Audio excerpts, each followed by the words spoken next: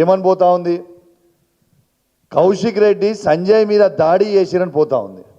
First నేను clarity ఇవ్వదలుచుకున్నా, Sanjay నా మీద దాడి చేసిండు తప్పితే నేను సంజయ్ మీద దాడి చెయ్యలేదు. బాజాబ్తు సంజయ్, ఇగో సంజయ్ అంటే మావాడేమంటున్నా అంటే అరే నన్ను అనుకుంటారు జగిత్యాల సంజయ్ అన్నట్టు. సరే, జగిత్యాల సంజయ్ గారు ఏమన్నారంటే నా పక్కన కూర్చొని ఇప్పుడు మీ బీఆర్ఎస్ పార్టీ బట్టలు ఎట్లిపుతున్నా చూడు అని నాతో అన్నాడు. అన్న తర్వాత నేను నువ్వు మైక్ ఇచ్చిన తర్వాత అసలు ఈయన ఏ పార్టీతోని మైక్ ఇచ్చిర్రు, ఈయనకు అసలు ఏం సంబంధం, ఈయన ఏ పార్టీ అని నేను అడిగినప్పుడు ఈడ చూడొచ్చు, మొట్టమొదటిగా సంజయ్ గారు నా ఛాతి మీద చేయబెట్టి నా మీద ఎట్లా దాడి చేస్తున్నారో మొత్తం మీరు ఈ ఫోటోలో చూడొచ్చు. దీంతో పాటు మీకు ఒక చిన్న 1 మినిట్ వీడియో క్లిప్ చూపిస్తా.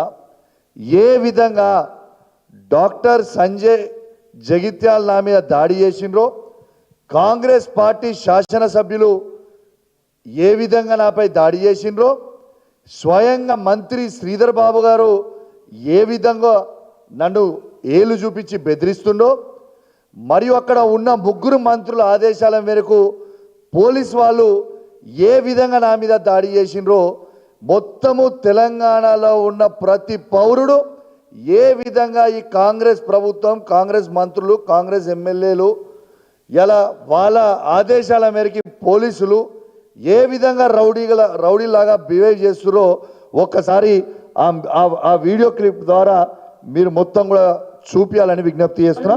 వెంకట్ ఫస్ట్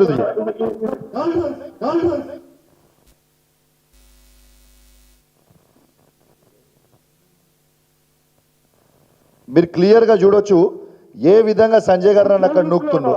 ఆడ క్లియర్గా మీరు చూడొచ్చు మానకొండూరు ఎమ్మెల్యే గారు ఏ విధంగా నా కాలర్ పట్టుకొని గుంజుతున్నారో క్లియర్గా చూడండి. అక్కడ ఏ విధంగా నా గల్లా పట్టుకొని మక్కన్ సింగ్ రాజ్ ఠాకూర్ గారు నా ప్యాంట్లో చేయబెట్టి ఎట్లా గుంజుతుండో ఒక్కసారి మీరు చూడొచ్చు.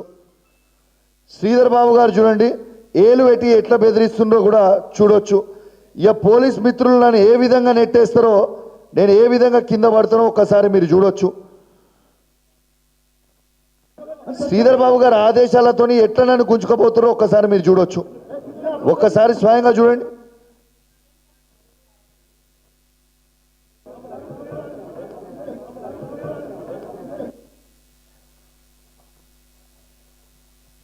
మీరు ఆ వీడియో చూసిండ్రు కదా. ఇవాళ నేను అడిగిన తప్పేముంది?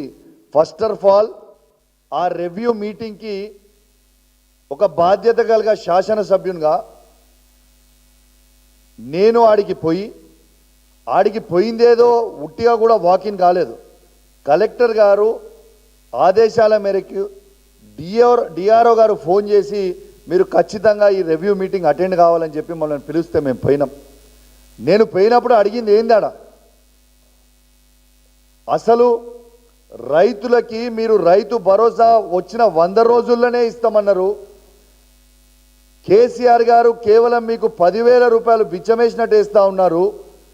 నేను 15,000 ఇస్తా అని చెప్పి రేవంత్ రెడ్డి గారు వారి 6 గ్యారెంటీలో పెట్టిర్రు. మీరు 1 రూపాయి మీరు ప్రభుత్వానికి వచ్చి సంవత్సరం 2 నెలలు అవుతుంది, కానీ మీరు 1 రూపాయి కూడా మీరు ఇప్పటిదాకా రైతు అకౌంట్లో డబ్బులు వేయలేదు అని నేను అడిగింది ఏమన్నా తప్పు ఉందా? అలా రెండోది ఏమడిగినా, అసెంబ్లీ సాక్షిగా రేవంత్ రెడ్డి గారు మేము 100% రుణమాఫీ చేసినామని చెప్తా ఉన్నాడు.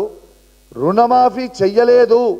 కేవలం నా హుజురాబాద్ నియోజకవర్గంలో 106 గ్రామ పంచాయతీలు 60 వార్డులు ఉంటాయి. ఈ 106 గ్రామ పంచాయతీలో రైతులకి కేవలం 50% మాత్రమే రుణమాఫీ అయింది. ఇంకా 50% రుణమాఫీ కాలేదు. మమ్మల్ని కిందికి పోతే రైతులు అడుగుతా ఉన్నారు, రైతు బంధు రైతు భరోసా వేస్తామన్నాడు, వేయలేదు. రైతు రుణమాఫీ చేయలేదు. మరి 2 ఖచ్చితంగా చేయండి అని నేను మా హుజురాబాద్ నియోజకవర్గ రైతాంగ పక్షాన మరియు ఉమ్మడి